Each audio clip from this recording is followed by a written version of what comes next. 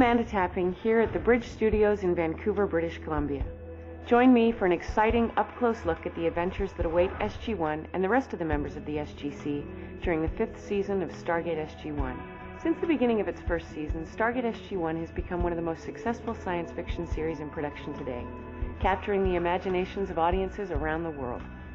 Prepare to step beyond the Stargate for an unprecedented journey with the people who have shaped the vision of Stargate SG-1 over the course of the last 4 seasons, and get a fascinating glimpse of what lies ahead in the 5th season for everyone on the SG-1 team.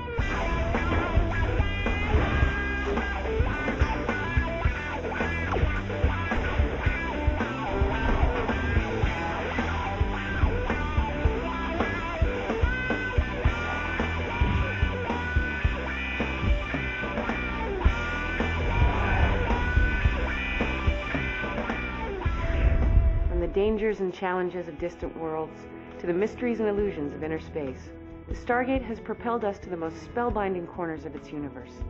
Here's a look at some of the new worlds and strange cultures that await SG-1 in Season 5.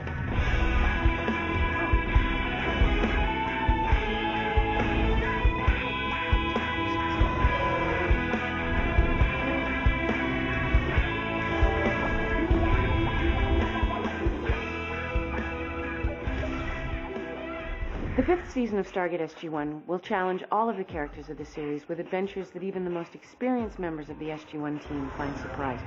In terms of the broader arc of Stargate and our ongoing battle with the Goa'uld, we are introducing a new villain. Apparently the one he serves has no name. Oh, he has a name. Like some you was forbidden to know it.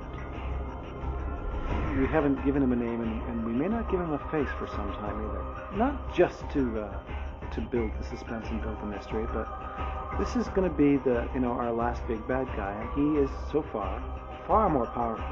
We've just decided to bring in a bad guy, Goa'uld, more formidable than any we've met so far. We're going to find a lot more humor in our show, and we're going to find a lot more situations where, you can only save the Earth and the universe every other week. First, this week you got to save the Earth, then next week the universe, then you got to regroup and just save the Earth the week after that. Teal'c's becoming, as the Sholva, the one who defied his god, has become a famous figure amongst Jaffa, an infamous figure, but to a certain extent to some of them who are starting to think that maybe there is something to this idea that we don't have to be slaves to the Goa'uld. He's becoming a bit of a heroic figure. In Season 5 we will explore that some more and see a greater development of an actual groundswell of a movement amongst the Jaffa to be in a permanent state of rebellion against the Goa'uld. Nobody really dies on Stargate, is the way that a lot of people feel. But when a character really does die, when someone disappears and doesn't come back, then it adds a pall to everything that you do from that point on. It gets darker. And the question is always there, okay, now we're in a situation where this might happen. This person might disappear. In year 5, more than any other time, people start to disappear, and they don't come back.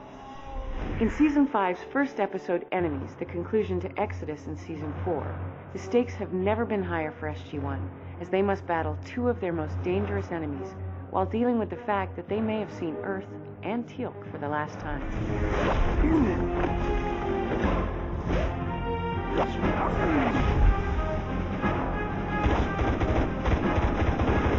Less than 4 minutes before the sun begins to supernova. Daniel, just get me the hell out of here, will ya?